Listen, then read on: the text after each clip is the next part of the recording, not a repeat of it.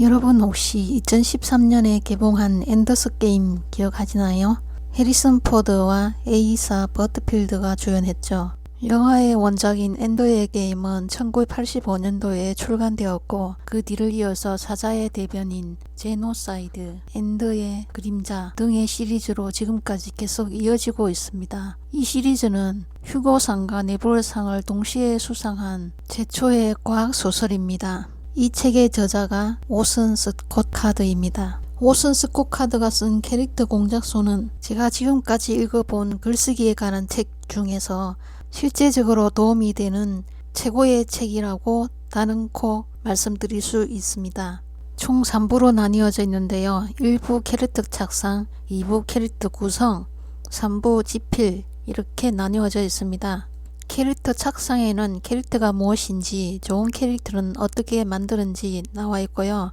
캐릭터 구성에는 소설의 종류와 사랑받는 캐릭터, 코믹하거나 진지한 캐릭터 이렇게 되어 있고요. 지필에는 시점, 시제, 1인칭, 3인칭 시점으로 되어 있습니다. 소설을 쓰기는 사실 고독한 작업입니다. 오케스트라나 연극, 영화는 많은 사람이 협력이 있어야 합니다. 그러나 이런 문화 공연과 글쓰기의 같은 점은 구성이 먼저 있어야 하고 그 다음에 지필을 하는 공연 단계가 있다는 점입니다. 차이점은 이 설계자와 지필자 역할을 혼자서 해내야 한다는 점입니다. 소설을 쓰는 전 단계에 걸쳐서 캐릭터에 세심히 주의를 기울여야 합니다. 이 책은 캐릭터를 구성하고 풍부한 생명력을 불어넣고 자라나도록 하는데 도움을 주는 책입니다. 이렇게 서문으로 시작됩니다. 제1부 캐릭터 착상. 캐릭터의 행동이 그 캐릭터를 말합니다. 캐릭터가 그린 행동을 하게 된 동기, 과거가 있을 것이고 주위 사람들의 그 캐릭터에 대한 평판이나 고정관념, 즉 직업, 성별, 나이, 가족 역할, 인종, 신체적 특징, 민족, 지역 특성 이런 것들이 캐릭터에 대해 알려주기도 하고 인간관계, 습관과 행동 패턴, 재능과 능력, 취향과 기호, 신체 등등 이런 것이 그 캐릭터를 구성하는 요소이기도 합니다. 가장 강렬한 인상을 남기는 요소는 캐릭터가 어떤 행동을 하는지, 동기가 무엇인지, 과거에 무엇을 했는지 이 세 가지가 가장 중요합니다. 이제 2부 캐릭터 구성으로 들어갑니다. 어떤 종류의 소설인가? 소설의 4대 요소는 배경, 정보, 인물, 사건입니다. 그 중에 배경을 먼저 예를 들어 볼게요. 배경을 개략적으로만 보여주는 소설도 있는 반면 애정을 담아서 세세하게 그려내는 소설도 있습니다. 어떤 소설에서는 배경이 아예 이야기의 주요 초점입니다. 이러한 배경 중심 서사는 가상의 세계가 주된 초점인 과학소설과 판타지 장르에서 흔히 나타납니다. 둔의 작가 프랭크 허버트나 반지의 제왕으로 잘 알려진 J.R.R. 톨킨의 작품들이 그렇습니다. 치밀한 플롯보다는 세심하고 애정 어린 손길로 그려낸 세계로 이름 높고 캐릭터 역시 개성을 갖춘 사람이라기보다는 어떤 대표성을 띠는 인물 유형에 가깝습니다. 작가는 주요 시나리오 전개에서 마음대로 벗어나서 특정 문화를 해설하거나 설명하거나 묘사하는 데에 상당한 지면을 할애하곤 합니다. 그 세계에 관심이 없는 독자는 금방 지루해져서 책을 덮겠지만 거기에 매료된 독자라면 낯선 세상의 노래, 시, 의뢰, 일상생활을 엿보는 재미에 푹 빠져서 책을 손에서 놓지 못할 것입니다. 배경 중심 서사에서 캐릭터 구성은 얼마나 필요할까요? 그다지 복잡하게 짤 필요는 없습니다. 대부분의 캐릭터는 해당 세계의 문화적 틀에 들어맞는 전형적인 인물로서 사회가 부여한 역할에 적당히 맞춰서 행동하기만 하면 됩니다. 이야기의 전개를 촉진할 만한 약간의 특이한 구성점은 넣을 수 있겠지만 톨킨의 반지의 제왕에 나오는 반지 원정대에 드위프와 엘프가 각각 한 명밖에 없는 것은 우연이 아닙니다. 똑같은 종족의 캐릭터가 여러 명 나오면 서로 구별하기가 거의 불가능하기 때문입니다. 실제로 똑같은 호빗 종족 캐릭터인 메리와 피핀의 차이를 구분하는 독자는 많지 않을 것입니다. 물론 반지의 제왕은 순수한 배경 서사로만 된 소설이 아니기에 단순히 전형적이지만은 않은 영웅적 주인공들도 등장하긴 합니다. 섬세하고 입체적으로 구성된 캐릭터도 나옵니다. 다만 이런 소설의 주된 매력 포인트는 캐릭터 구성이 아니라는 것입니다. 배경서사는 과학소설과 판타지 외에도 여러 다양한 장르에서 나타납니다. 한문적 소설이나 순수문학, 역사소설에서 자주 볼 수 있습니다. 스릴러에서도 배경은 핵심적인 역할을 담당하고 서부극은 그야말로 배경이 전부입니다. 배경 중심 소설을 쓰고 있습니까? 애정을 담아 세세하게 그리는 대상의 대부분이 배경 세계에 해당합니까? 그렇다 해도 캐릭터를 무시해서는 안 됩니다. 그 세계로 흥미진진한 이야기를 쓰고 싶다면 더더욱 그러합니다. 그 다음 인물서사는 극도로 정교하고 입체적인 캐릭터 구성이 필요합니다. 공경에 처한 캐릭터 입장을 독자가 충분히 이해해야만 기존의 역할을 바꾸겠다는 캐릭터의 결정도 받아들일 수 있으며 대개는 동조할 수 있습니다. 또한 그러한 변화가 가능한지 의심스럽지 않도록 튼튼한 당위도 만들어져야 합니다. 그러나 인물서사라고 해서 등장하는 모든 인물이 세세하게 구현될 필요는 없다는 점을 기억하십시오. 물론 주인공은 그 삶의 변화가 소설의 주제이므로 반드시 정교한 구성을 거쳐야 합니다. 주인공이 변해야 하는 이유나 주인공이 추구할 새로운 역할을 제공하는 주요 캐릭터들도 마찬가지입니다. 하지만 그 외의 캐릭터들은 배경서사, 정보서사, 사건서사에서와 마찬가지로 단순하게 짜야 합니다. 섬세한 캐릭터 형상화는 많으면 많을수록 좋은 미덕이 아니라 그저 기술일 뿐입니다. 작품에 도움이 될 때는 쓰고 아닐 때는 안 쓰면 됩니다. 미스터리를 좋아한다면 소설을 정보서사로 구성하십시오. 의문을 던지면서 이야기를 시작한 다음 그 의문에 대답하는 데 대부분의 지면을 쓰십시오.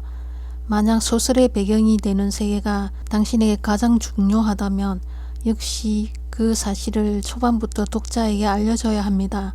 캐릭터가 새로운 세계에 당도하거나 장소 및 문화의 세부사항을 집중적으로 보여주면서 이야기를 시작한 다음 그 세계의 경이롭고 신기한 면면을 펼쳐 보이는 데에 대부분의 지면을 쓰십시오. 만약 당신이 캐릭터에게 가장 열을 올린다면 그 캐릭터가 처한 딜레마로 이야기를 시작하고 변화를 모색하는 과정에 대부분의 지면을 쓰십시오. 아니면 작중에서 벌어지는 사건이 무엇보다도 당신을 사로잡습니까?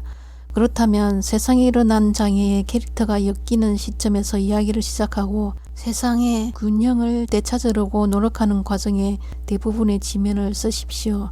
반지의 제왕에는 소설의 4대 요소가 전부 들어있지만 무엇보다도 우세하는 요소는 배경입니다.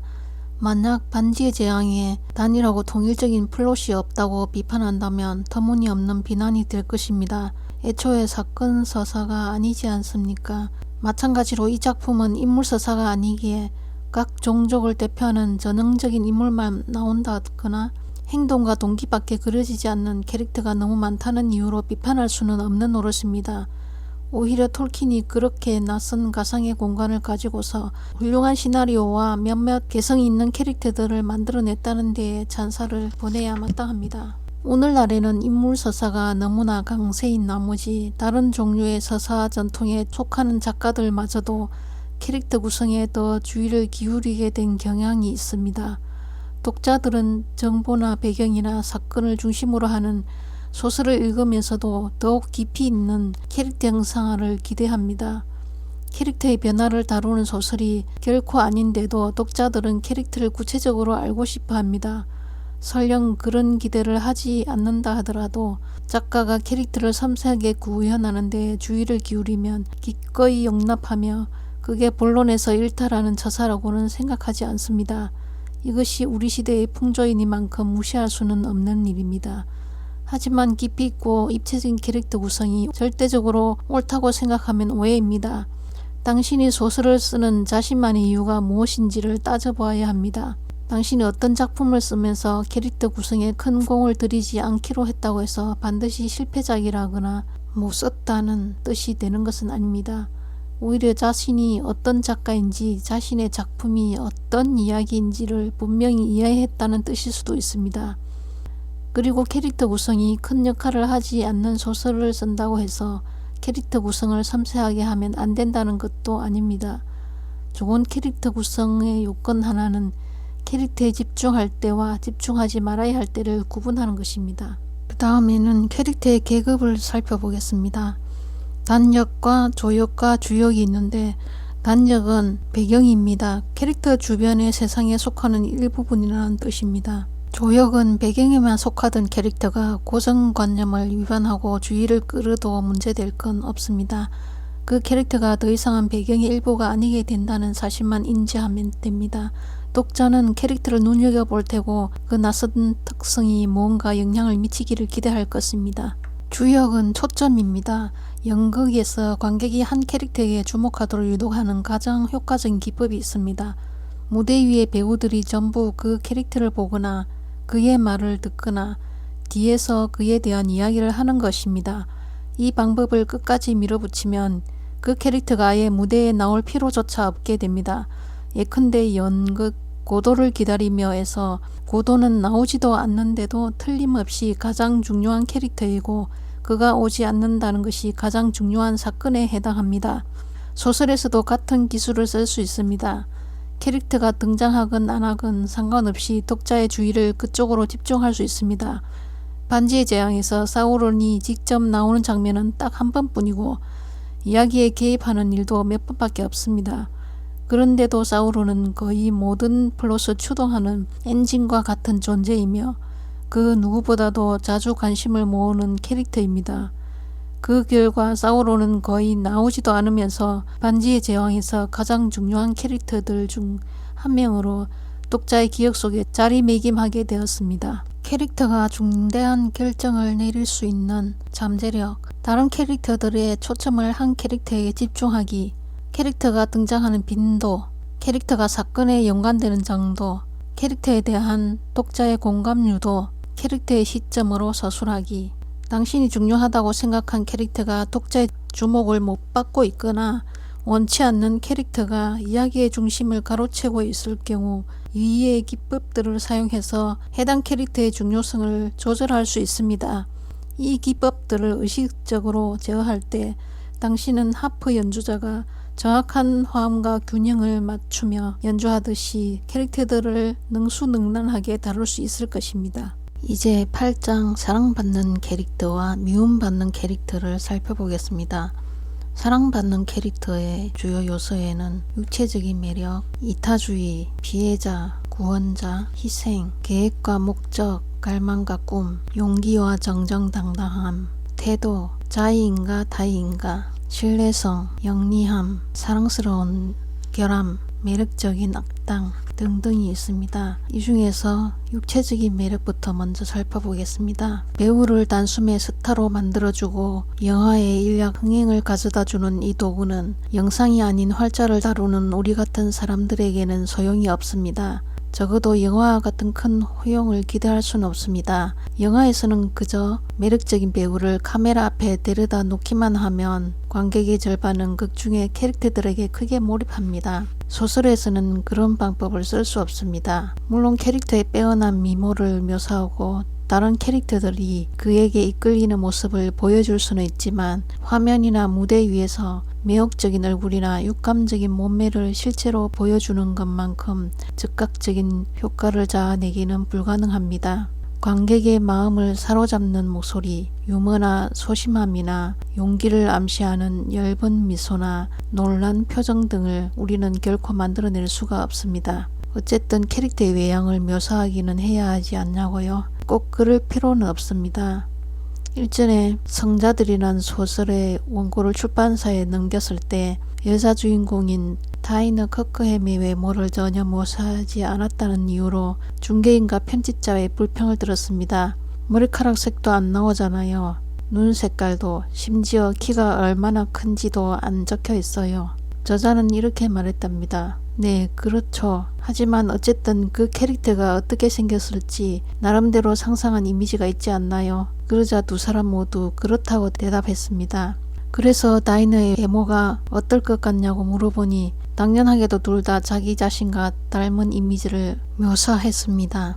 그들은 다이너와 같은 여성이었기 때문입니다. 그 작품에서 나는 공감을 자아내는 다른 도구들을 써야 했습니다. 그리고 외모 묘사를 하지 않았기 때문에 오히려 여성 독자들이 다이너의 이야기에 자기 자신을 깊게 이입할 수 있었습니다. 만약 저자가 다이너를 특정한 외모로 보도록 강요했다면 독자들은 결코 그만큼 감정이입을 할 수 없었을 것입니다. 저자는 또 출판사에서 그 책의 표지에 다이너의 초상화를 넣지만 않았더라면 그 기법은 훨씬 잘 먹혔을 거라고 말합니다. 보통은 주인공의 외모를 하나도 묘사하지 않고 넘어갈 수는 없습니다. 하지만 캐릭터의 외모 묘사를 해서는 안 된다는 뜻이 아닙니다. 적어도 글자로만 이루어진 소설에서는 독자의 공감을 얻는 다른 기법들에 비해 이 방법이 결코 효과적이지 않다는 뜻입니다. 필요하다면 얼마든지 묘사를 해도 괜찮습니다. 하지만 주인공이 단호한 턱선, 곱고 세련된 콧날, 이마 위에 흩어진 단갈색 머리카락을 가졌다고 쓴다고 해서 독자들의 마음을 완전히 사로잡을 수 있으리라고 생각하면 안 됩니다. 심지어 어떤 독자들은 짜증을 낼 수도 있습니다. 그들은 당신의 주인공을 보고 또 무진장 예쁜 여자야? 라고 비꼬고 한숨을 푹 쉬면서 그 캐릭터가 치즈케이크를 5판을 먹어치우고 엉덩이 살이 15cm쯤 붓기를 바랄 것입니다. 또는 130kg짜리 바벨을 들어 올릴 수 있지만 정장을 입어도 멋있는 남자라 이거지 라고 중얼거리면서 그 캐릭터 얼굴에 여드름이나 났으면 좋겠다고 생각할 것입니다. 캐릭터의 근사한 이목구비를 조목조목 나열한 글을 읽는 것은 화면이나 현실에서 근사하게 생긴 사람을 보는 것과 다릅니다. 아름다운 사람을 실제로 보면 그 미모에 압도당할 수 있습니다. 하지만 아름다운 외모에 대한 묘사만을 읽으면 독자는 부인할 수 없는 아름다움을 상상하기보다는 그저 고등학교 때 자신보다 이성에게 인기가 많았던 동창들을 떠올릴 가능성이 높습니다. 오히려 공감에서 한참 멀어지는 것입니다. 그 다음 사랑받는 캐릭터에서 희생이 있습니다. 희생은 독자가 그 희생을 존경하려면 주인공이 고통이나 죽음까지 감수하고 이루려 하는 목적이 실로 중대하며 올바르다는 확신이 들어야 합니다. 또한 다른 방법을 선택할 여지가 없거나 그 희생이 타인에게 정말로 도움이 된다는 사실을 독자가 알 수 있어야 합니다. 다음 용기와 정정당당함이 있습니다. 등장인물이 스스로 옳다거나 필요하다고 믿는 것을 위해 육체적, 사회적, 금전적 위험을 짊어진다면 독자는 그 등장인물을 좋아할 것입니다. 등장인물이 상사의 뇌물수수에 대해 입을 다무느니 차라리 해고당하는 손해를 감수할 만큼 용감하다면 독자는 등장인물을 존경하고 또한 염려할 것입니다. 그러나 용기도 정정당당하게 발휘해야 하죠. 등장인물이 마침내 승리해서 상사가 피해를 보상하고 봉급을 돌려줄 때 행통이라는 식으로 고소해서는 안 됩니다. 또한 그가 승리하기 위해 부정하거나 교활한 방법을 써서도 안 됩니다. 그러면 독자의 공감을 잃게 되니까요. 서부극에서 주인공이 늘 악당이 먼저 습격할 때까지 기다리는 것도 활극에서 늘 악당이 영웅의 검을 떨어뜨리고 빼앗아가는 것도 로맨스에서 착한 여자가 남자를 얻기 위해 천박한 성적 수단을 쓰지 않는 것도 바로 이런 이유 때문입니다. 오늘날의 소설 주인공들은 반드시 이 기준을 지키지는 않습니다. 하지만 지금까지도 변하지 않는 사실은 독자가 용감하고 정정당당한 캐릭터에게 성원을 보내며 비열하거나 야비한 캐릭터에게는 공감을 잃는다는 것입니다. 주인공이 꼭 용감무상해야 한다는 법은 없습니다. 당신이 그리 떳떳하지만은 못한 사람에 대한 이야기를 쓰고 싶다면 얼마든지 그렇게 해도 됩니다. 다만 그러면 독자의 공감을 어느 정도 잃어버리는 대가를 치러야 합니다. 그 다음 사랑받는 캐릭터의 태도가 있습니다. 주변 사람들, 자기 자신, 이야기 속의 사건들에 대한 캐릭터의 태도로 독자의 많은 공감을 끌어낼 수 있습니다. 예컨대 피트는 나쁜 일이 닥쳐도 칭얼거리거나 불평하지 않고 자기 자신 외에 누구도 탓하지 않습니다. 자신이 저지른 실수에 책임을 지고 자기가 처한 공경을 위트 있게 웃어넘기며 어떻게든 극복하려고 노력합니다. 노라는 자신의 선행에 대해 남에게 자랑하지 않으며 누군가가 자신을 칭찬하면 쑥스러워합니다. 비판을 받으면 변명하지 않지만 타인이 부당한 비난을 받으면 나서서 변호해 줍니다. 피터는 늘 고통받는 사람들을 연민하며 언제나 그들의 입장에서 삿대를 보려고 노력합니다. 노라는 화가 날 때도 다른 사람의 설명을 귀 기울여 들으며 설령 믿음직하지 못하다는 게 밝혀진 사람이라 할지라도 기꺼이 신뢰하려 합니다. 다른 캐릭터들은 피터와 노라가 얼마나 좋은 사람인지 모를 수도 있습니다. 그들이 겸손하게 처신하고 자신을 낮추는 유머 감각을 발휘하며 변명하지 않기 때문입니다. 하지만 독자들은 그렇기 때문에 더더욱 피터와 노라를 사랑할 것입니다. 그 다음 사랑받는 캐릭터의 자이인가 다이인가에 대해서 알려드리겠습니다. 노라가 엄청난 용기가 필요한 임무에 직면했으며 더군다나 그걸 해봤자 아무도 몰라주고 별다른 명예도 얻지 못한다고 했을 때 노라가 그런 임무를 자진해서 맡았다고 해야 독자가 가장 크게 공감할 것입니다. 노라가 타이에 의해 그 일을 억지로 떠맡으면 독자의 공감은 약해집니다. 반면 그 임무가 노라에게 명성과 부를 가져다 주는 일이라면 노라가 선뜻 나서지 않고 자신이 선택되기를 겸손히 기다려야만 독자가 더 공감할 것입니다. 캐릭터가 굉장히 힘들고 고생스러운 일거리가 있는데 누군가 꼭 해줘야 해 라는 말을 듣는다면 자청해서 그 일을 맡아야 합니다. 만약 네가 이 일에 성공한다면 네 이름은 만년 동안 역사에 길이 남을 거야 라는 말을 듣는다면 캐릭터는 자신이 선택되기를 겸허히 기다려야 합니다. 반지의 제왕에서 프로도가 반지를 가져가는 일에 절대로 지원하지 않는 까닭도 그 때문입니다. 프로도는 누군가 다른 사람에게 반지를 맡기려 하다가 자신 외에는 아무도 그 일을 해낼 수 없다는 사실이 분명해졌을 때에야 임무를 따앉습니다. 만약 프로도가 처음부터 반지를 맡겠다고 나섰다면 독자들은 결코 그에게 깊이 공감하지 못했을 것입니다. 그때부터 프로도가 겪은 모든 시련은 그런 어마어마한 일을 해낼 수 있다고 과신했던 자만심의 대가가 되었을 테니까요. 그 다음 사랑받는 캐릭터의 도구 중에서 신뢰성을 보겠습니다. 영웅은 무언가를 하겠다고 약속하면 어떤 일이 있어도 그 약속을 지킵니다. 약속을 저버리려거든 그럴 만한 합당한 이유가 있어야 하고 나중에라도 만회하기 위해 노력해야 합니다. 소설에서 약속의 중요성을 무시하면 안 됩니다. 맹세를 지키거나 어기는 것은 세계 모든 종류의 이야기에 들어있는 가장 강력한 동기입니다. 악역 캐릭터가 저지를 수 있는 치명적인 죄악 한 가지는 바로 약속을 깨는 것입니다. 만약 주인공이 아무렇지도 않게 약속을 저버린다면 독자는 영 불쾌해질 테고 당신이 아무리 노력해도 독자의 공감을 완전히 돌려놓을 수 없을 것입니다. 미움받는 캐릭터의 요소에는 학대, 암살인가 복수인가, 자기 주제를 모르는 사람, 맹세를 저버리는 사람, 인텔리, 광기, 태도, 이해할 만한 악당 등이 있습니다. 먼저 학대를 보면 단순한 과학적인 욕망의 근원은 고통에 대한 사랑이 아니라 권력에 대한 사랑이라는 점을 기억하십시오. 사디스트들은 타인의 몸이나 인생을 지배하고 휘두르는 감각을 즐깁니다. 꼭 육체적인 고문이어야 할 필요는 없습니다. 가해자가 어떤 식으로든 피해자를 몰아붙여서 삶의 주도권을 박탈하면 됩니다.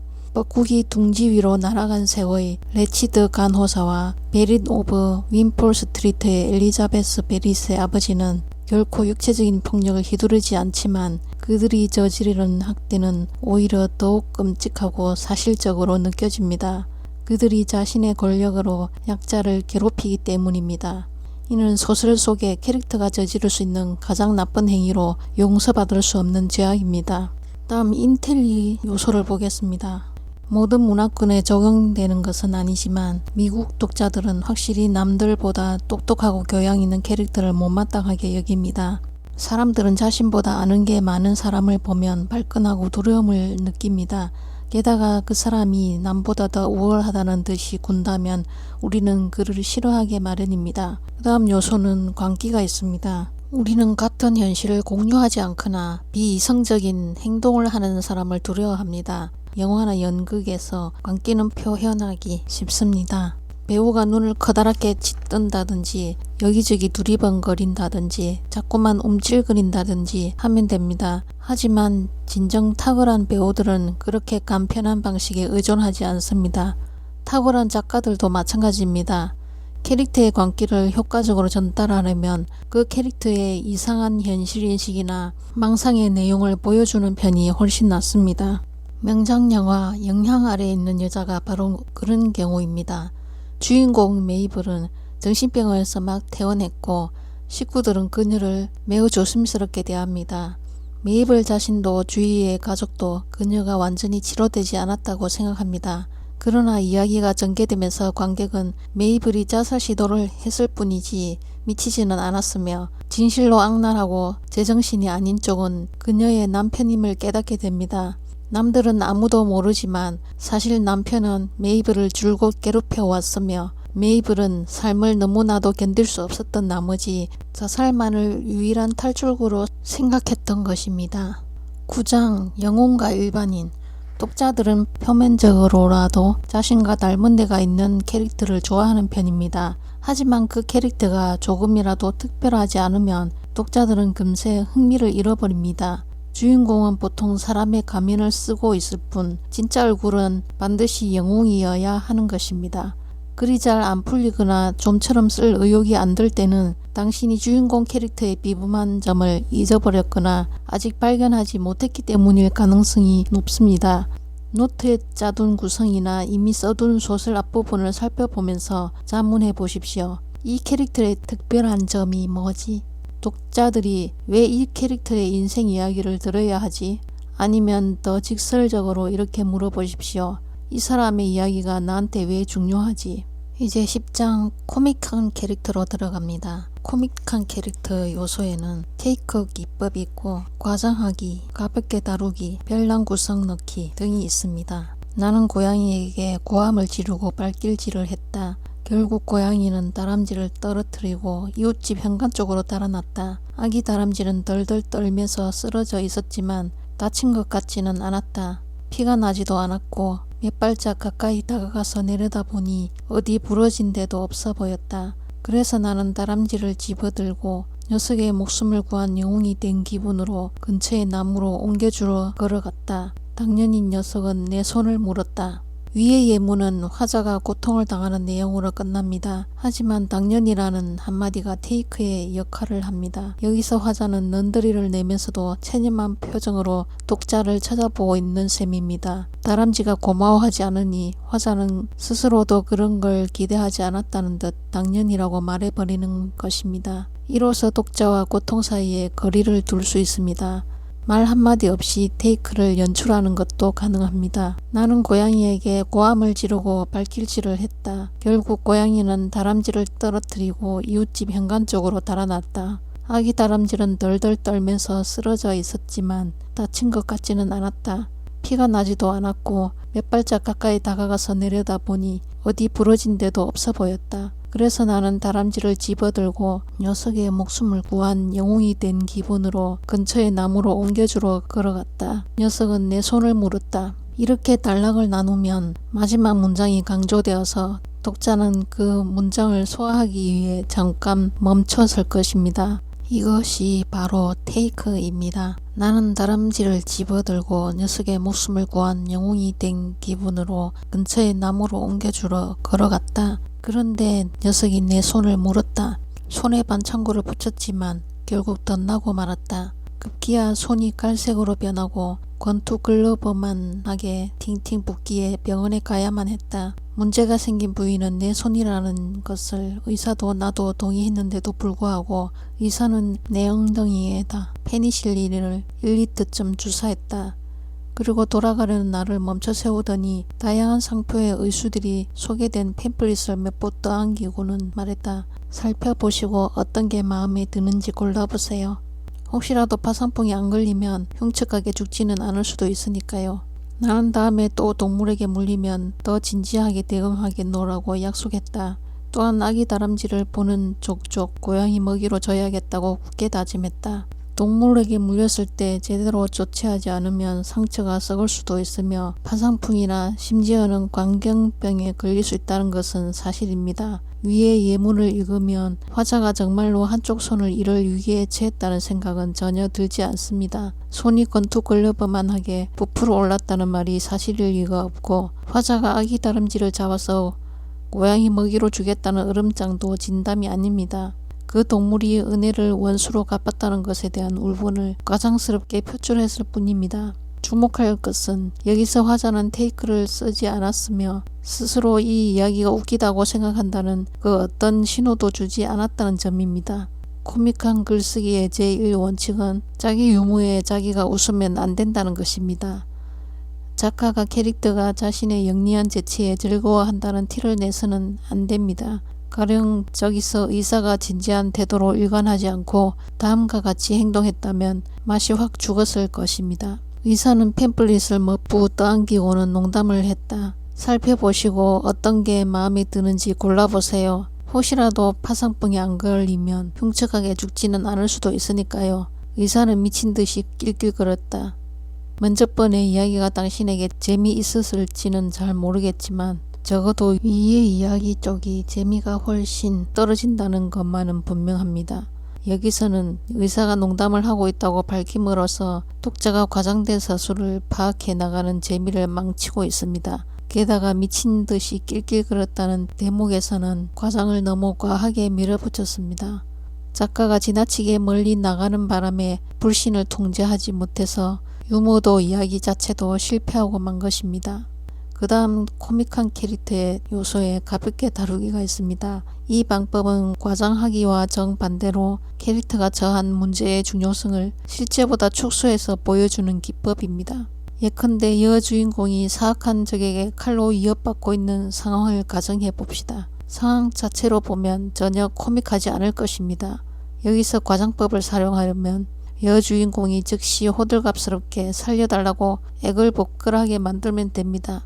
무릎을 꿇고 엉엉 울고 징징거리고 굽신거리는 등 반응은 최대한 부풀려서 독자의 웃음을 자아내는 것입니다. 하지만 역으로 캐릭터의 공포를 가볍게 다뤄도 코믹해 보일 수 있습니다. 예컨대 여주인공이 짐짓태연하게 다음과 같이 말하는 것입니다.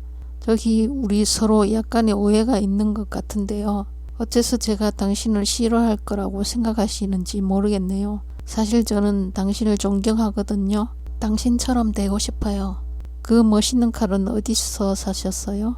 이를테면 태연함을 과장하는 전략이라고 할 수도 있겠습니다. 이 방법은 대화만이 아니라 서술에서도 쓸 수 있습니다.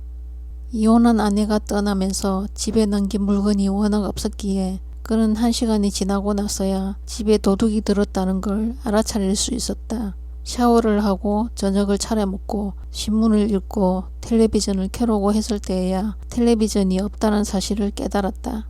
약간의 과정과 유머가 가미된 글입니다. 하지만 이걸 1인칭으로 바꿔서 캐릭터의 태연한 태도를 조금 더 과장할 수도 있습니다. 집에 왔더니 서랍이 죄다 쏟아져 있고 소파는 찢어졌고 책장에 책은 전부 떨어져 있었으며 텔레비전은 온데간데 없었다.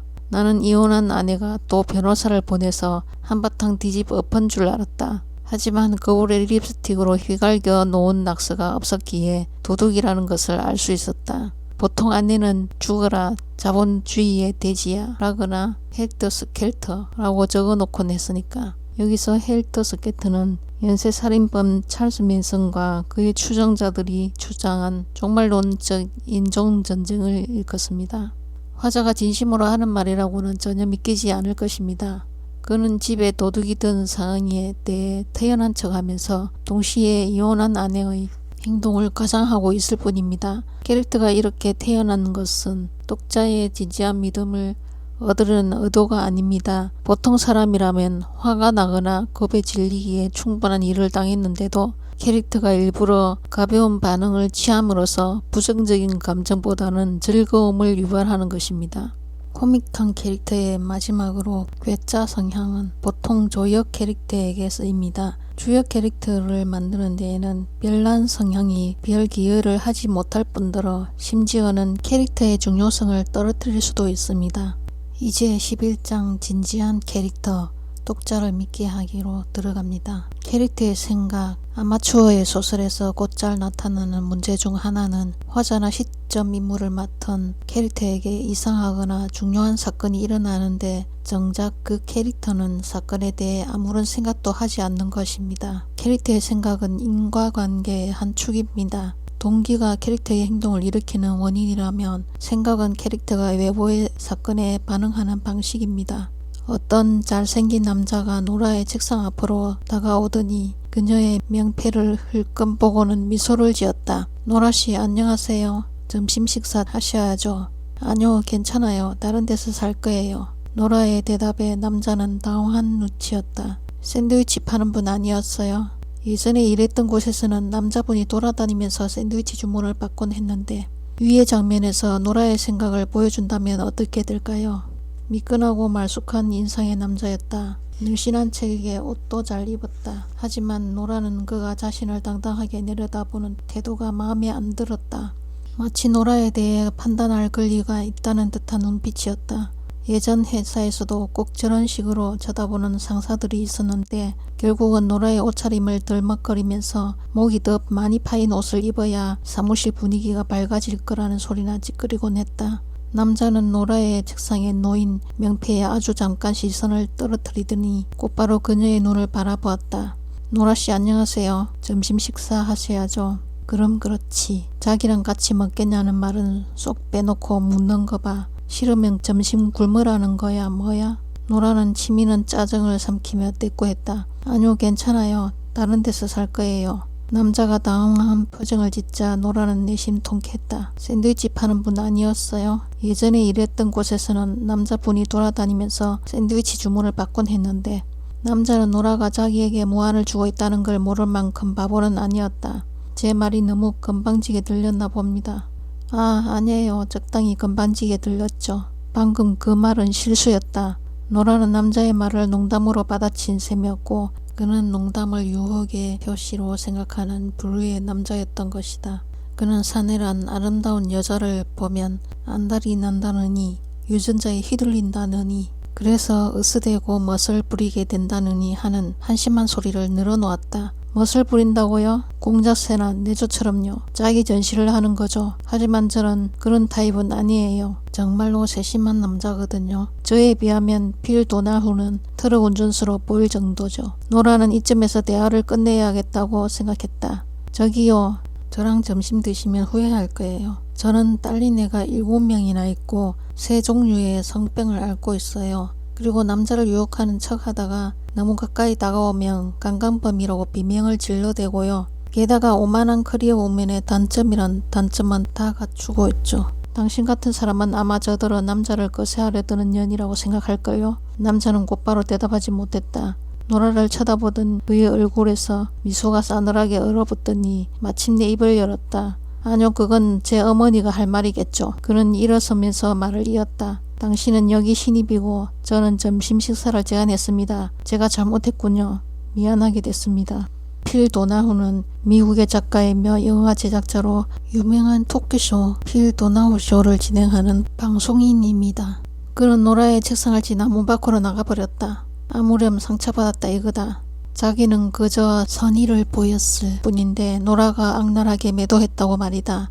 하지만 노라는 그런 반응에 마음이 약해질 만큼 어리석진 않았다. 저런 미소를 띤 남자의 얼굴 뒤에 어떤 거짓이 숨어 있는지 잘못 엮였다가는 어떤 꼴이 나는지 너무나도 많이 겪어보았으니까 만약 저 남자가 업무를 통해 자연스럽게 말을 튼 사이였더라면 흔쾌히 식사를 같이 했을 터였다. 하지만 아직 이름조차 모르면서 책상 위의 명패를 굳이 확인해가며 추궁거리는 남자를 받아줄 생각은 주어도 없었다. 기존의 장면이 얼마나 달라졌는지 보십시오. 위의 글에서는 시시각각 긴장감이 고조되고 있습니다. 처음에 우리는 노라의 생각 때문에 상대방 남자를 그만한 호색한 정도로 여기게 됩니다. 노라는 고정관념을 근거로 그를 판단하고 있고 우리는 노라의 판단을 공유하기 때문입니다. 그런데 남자가 제 말이 너무 건방지게 들렸나 봅니다. 라고 말함으로써 그 고정관념을 시인하자 우리의 관점은 약간 변합니다. 남자가 어쩌면 멀쩡한 사람일 수도 있으며 최소한 상대방이 자기를 무안을 주는 줄은 알 만큼 눈치는 있는 사람이라는 생각이 들 것입니다. 그리고 남자가 이어가는 말을 노라가 제대로 귀담아 듣지도 않자 남자의 말을 대화문으로 전부 옮기지 않고 대강 요약해버린 데에서 알 수 있습니다. 우리는 노라가 그와 로맨스로 엮일 기회를 놓치고 있는 게 아닌가 싶어서 슬슬 초조해집니다.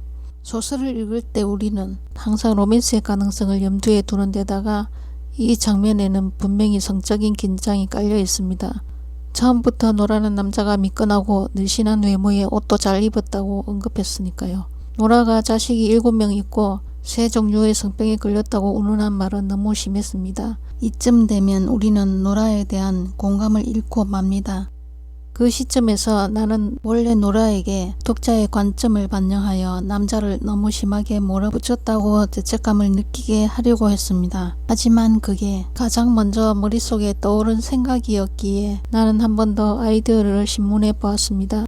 그리고 남자의 상처받은 태도가 무슨 효과를 노린 것인지 노라가 인식하게 하고 어떤 상대라면 호의적으로 반응했을지 생각하게 했습니다. 그러자 우리는 노라의 사고방식을 보다 넓은 관점으로 보게 됩니다.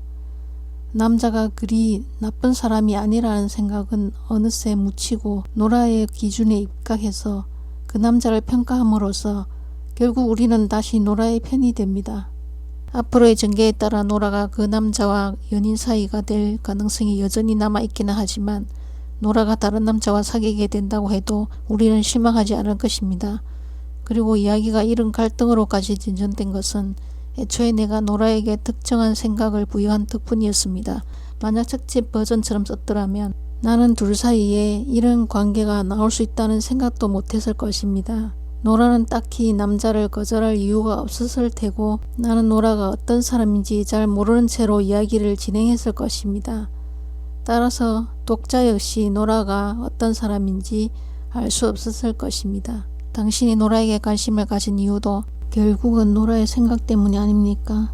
현실에서도 우리는 각자의 생각과 사고방식을 통해 사람과의 관계에 의미를 부여하곤 합니다. 한 사람의 생각을 보면 그가 상대방이 어떤 점을 인식하는지 눈앞의 상황에 어떤 가치를 두는지 알 수 있습니다. 다음의 짧은 장면들은 모두 피터의 시점에서 진행되어 그의 생각을 보여주고 있습니다. 아, 오늘 되는 일이 하나도 없었어. 노라가 말했다. 그러게. 피터는 노라의 옷을 보며 속으로 생각했다. 딱한 노릇이었다. 맞는 드레스가 한 벌도 없어서 저렇게 입고 온 건가? 그 다음 예문입니다. 아, 오늘 되는 일이 하나도 없었어. 노라가 말했다. 지금으로서는 노라가 무슨 말을 해도 음악처럼 들렸다. 피터는 노라가 돌아왔을 때에야 비로소 자신이 노라를 얼마나 그리워했는지 깨달았다. 세 번째 예문입니다. 아, 오늘 되는 일이 하나도 없었어. 노라가 말했다. 피터는 노라의 표정을 날카롭게 뜯어보았다. 그가 오늘 어디에 갔는지 뭘 하고 오는 길인지 혹시라도 눈치를 챘을까? 아니, 그럴 리가 없다. 노라는 너무 둔하다. 무슨 영리한 생각이 떠올랐다가도 저 파란색 실내복처럼 머릿속에서 희끗하게 발해버릴 것이다. 주변 사건에 대한 캐릭터의 생각은 그 캐릭터가 어떤 사람인지 보여줍니다. 또한 작가가 자기 캐릭터를 파악하는 데에도 도움이 됩니다. 당신이 만들어낸 캐릭터의 생각 하나하나를 토대로 캐릭터가 다음에 취할 행동을 결정하게 되기 때문입니다. 그러므로 캐릭터의 생각과 동기는 불가분으로 얽혀 있습니다. 다음, 과거의 기억이 있습니다. 짧은 기억일수록 중요하지 않게 다루고 넘어가야 합니다. 그래야 이야기가 그것 때문에 멈추는 걸로 보이지 않습니다. 기억이 아주 짧으면 아예 엉뚱해 보일 수도 있습니다. 한 예문을 볼게요. 나는 그 식당을 추천하지 않는다. 예전에 2달러짜리 내기 때문에 귀뚜라미 6마리를 산채로 먹은 이유로 그렇게 맛없는 음식은 보기가 처음이었다. 귀뚜라미 6마리를 산채로 먹었다는 기억은 이야기의 맥락과 전혀 상관없고 캐릭터의 구체적인 정보를 알려주는 것도 아닙니다. 이 기억이 이야기에 어떤 영향을 미칠 리도 없어 보입니다. 하지만 캐릭터가 과거에 뭔가 희한한 일을 했다는 사실은 독자가 인식하는 캐릭터의 이미지를 더 풍성하게 만들어줍니다. 이 캐릭터에게 기회만 주어진다면 할 이야기가 아주 많을 것 같다는 느낌이 듭니다. 당신이 별다른 설명을 하지 않았는데도 독자는 그 캐릭터가 어떤 사람인지 잘 아는 듯한 느낌이 들 것입니다. 다음에는 과거의 암시가 있습니다. 사건의 진행을 중단하거나 기억을 직접적으로 언급하지 않고도 캐릭터의 과거를 보여주는 방법이 있습니다. 바로 과거를 암시하는 것입니다. 이렇게 하면 과거에 정확히 어떤 일이 있었는지 말하지 않으면서도 캐릭터가 수많은 경험을 쌓아온 살아있는 인간이라는 느낌을 줄 수 있습니다. 다음의 각 예시문은 모두 캐릭터의 과거를 암시하고 있습니다. 점원이 다시 말했다. 현금이에요. 카드예요. 노라는 피트를 돌아보았다. 피트는 자기도 골드카드 같은 걸 쥐고 있지는 않다는 듯이 두 손을 펼쳐 보였다. 당신 물건 사는 거잖아. 나더러 돈을 내란 말이야. 그래도 노라는 요지부동이었다. 결국 피트는 체념하고 들고 있던 노라의 핸드백을 열었다. 핸드백은 현금으로 꽉 차 있었다. 그는 두께가 3cm는 될 법한 두툼한 지폐 뭉치에서 $100짜리 2장을 끄집어내 점원에게 건네고 거스름돈과 영수증을 받아 넣은 뒤 핸드백을 도로 탁 닫았다. 이 돈으로 보디가드라도 한 명 고용하지 그래. 지나가던 약쟁이가 당신 돈 털었다가 마약 과다 복용으로 죽기라도 하면 유가족이 당신을 고소할 거야. 노라는 말없이 미소를 짓고 어깨를 으쓱했다. 피트가 노라를 데리고 나가는 길에 뒤에서 점원이 누군가에게 쏙닥거리는 소리가 들렸다. 죄다 $100짜리더라니까. 핸드백 안이 전부 다. 다음 두 번째 예문입니다. 피트는 쌩쌩 지나가던 차들이 좀 뜸해진 틈을 타서 도로 한복판으로 걸어 나갔다. 그러자 운전자들이 즉시 차를 이리저리 틀고 급브레이크를 밟았다. 차들이 그냥 가던 대로 계속 갔으면 피트도 쉽게 길을 건널 수 있었을걸. 괜히 다들 난리법석을 피우는 바람에 그는 목숨의 위험을 헤치며 간신히 도로 연석으로 돌아와야 했다. 운전자들이 보행자만 보면 저렇게 펄쩍 뛰어서야 어디 무서워서 미국에서 길 건너고 다니겠나? 세 번째 예문입니다. 피트가 문간에 다다르자마자 노라는 울음을 터뜨렸다. 실수였어. 미안해. 노라는 그 말을 한없이 되풀이했다. 피트는 괜찮다고 별일 아니라고 말했지만 노라는 15분쯤 사과를 쏟아내고 나서야 피트의 말을 믿을 수 있었다. 완전히 박살났는데 어쩌면 좋아? 진작 보험이라도 들어두지 않고 뭐 했는지 후회 막심이었다. 그 다음 예문입니다. 피트는 노라가 엄지와 검지로 계속 지폐를 만지작거리는 것을 눈치챘다. 이제 보니 노라는 지폐를 세고 있었다. 정말로 그 돈이 자기 손에 있는다는 게 믿어지지 않는 듯 몇 번이고 반복해서. 그 다음 예문입니다.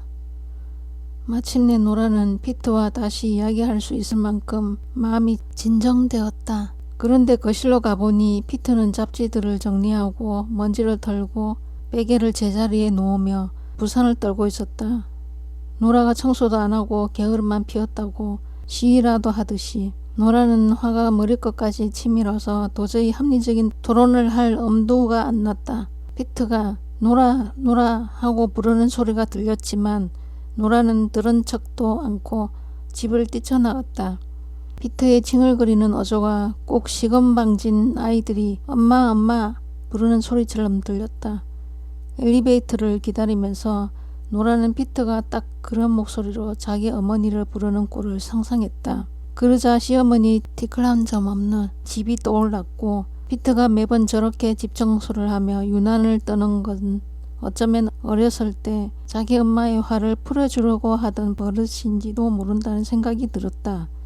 기가 차는 노릇이었다. 이 정도로 심하게 싸웠는데 고작 집 청소로 마음이 풀릴 거라고 생각하나. 피트가 얼마나 화나게 하든 노라는 그를 죽일 생각까지는 없었다. 하지만 시어머니는 정말로 확 죽여버릴까 싶었다. 위의 예시문 각각이 캐릭터 한 명의 예상을 보여줌으로써 그 캐릭터의 과거를 암시하고 있습니다. 그러면서도 사건을 별로 지체하지는 않았습니다. 이야기가 흘러가는 속도에 지장을 주지 않고도 캐릭터 구성에 깊이를 더한 것입니다. 이제 마지막 3부 지필로 들어가겠습니다. 지필에는 시점 시제, 제시주의와 재현주의, 극적 전개와 서술적 전개, 1인칭 시점과 3인칭 시점 이렇게 되어 있는데요.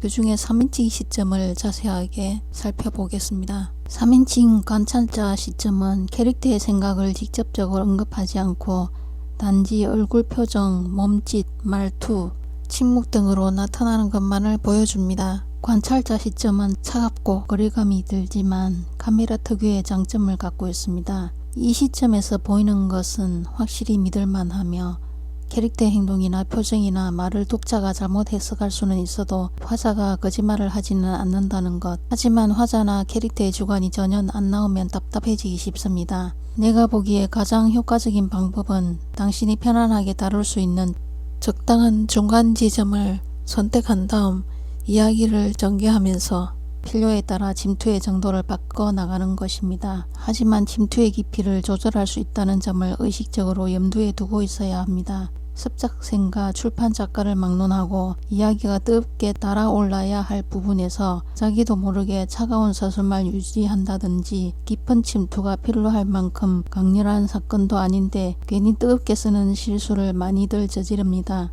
그리고 독자가 캐릭터에게 깊게 몰입한 나머지 화자가 아주 조금만 개입해도 걸리적거리는 부분에서 그는 뭐라고 생각했다 와 같은 불필요한 부연을 하는 경우도 많습니다. 침투의 깊이를 일정한 수준으로만 유지하면서 소설 전체를 쓰는 것은 별로 바람직하지 않습니다. 어떤 작가들은 소설을 영화처럼 쓰면 더 좋다는 잘못된 생각 때문에 한 작품 내내 관찰자 시점을 쓰기도 합니다.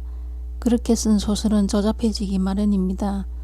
세상에 카메라의 기능을 글쓰기로 완전히 대체할 수 있을 만큼 대단한 글솜씨를 지닌 작가가 있지 않다면야 소설은 영화처럼 모든 것을 몇 초 만에 보여줄 수가 있습니다. 똑같은 순간을 보여주는 데에 너무 많은 분량을 잡아먹습니다. 내용이 3달락 이상 길어지면 그건 더 이상 순간이라고 할 수도 없습니다. 아이러니컬하게도 정작 영화 감독 및 카메라맨들은 영화가 소설처럼 캐릭터의 마음속에 들어가지 못한다는 문제로 오랜 세월 씨름했습니다. 카메라 앵글이나 명암 등으로 비슷한 효과를 자아내려 고심했고 배우들은 아주 미세한 말투나 표정 변화나 손짓으로 캐릭터의 감정을 표현하려 안간 힘을 썼습니다. 소설가는 한 문장이나 한 구절만으로도 시점 인물의 내면에 깊이 침투할 수 있는데 말입니다. 그런데 어떤 작가들이 관찰자 시점에 의존하는 까닭은 자기 캐릭터에 대해 잘 모르기 때문인 것 같습니다. 캐릭터의 관점이나 생각을 스스로도 파악하지 못하는 것입니다. 이런 작가들은 캐릭터를 충분히 구성하지 않고 일단 글을 쓰기 시작한 다음 쓰는 과정에서도 캐릭터를 구성하지 않고 그저 피상적인 몸짓이나 대사만을 보여줌으로써 문제를 회피합니다. 그 결과 다음과 같은 글이 나옵니다. 노라는 피터 옆에 앉았다. 너무 초조해요. 피터가 부드럽게 달래듯 말했다. 초조해할 것 없어. 잘 할 거야. 몇 달째 열심히 연습했잖아. 이제 몇 분 뒤면 무대에 올라갈 테고 네가 늘 하던 대로만 하면 돼. 내가 아는 걸 다 가르쳐 줬잖아. 피터가 농담조로 물었지만 노라는 여전히 초조하게 술을 들이켰다. 선생님이야 자신 있겠죠. 여기 앉아 있기만 하면 되니까. 피터가 노라의 팔에 손을 얹었다. 그만, 알코올이 너 대신 춤을 춰줄 순 없어. 노라는 피터의 손을 뿌리치며 쏘아붙였다. 몇 달 동안 한 모금도 입에 안 댔다고요. 사람이 좀 불안하면 술로 살짝 달릴 수도 있는 거죠. 맨날 그렇게 보모처럼 굴지 마세요. 대사. 위의 대화 장면은 서술적인 기능을 수행하고 있다.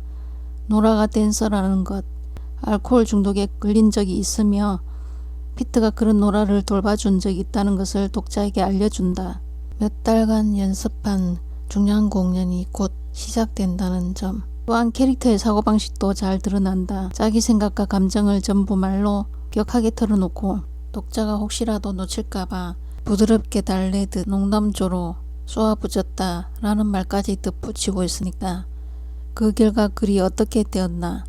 지극히 감상적인 멜로드라마가 되고 말았다. 캐릭터 2명이 자기들의 사적인 문제로 대화를 나누며 격렬한 감정을 표출하는데 독자는 그 캐릭터들을 잘 알지도 못하고 그들의 문제에 별 관심도 없다. 현실에서 이런 상황을 맞닥뜨린다면 민망할 것이다. 소설에서도 마찬가지로 읽기에 영 민망하고 당혹스러운 장면이다.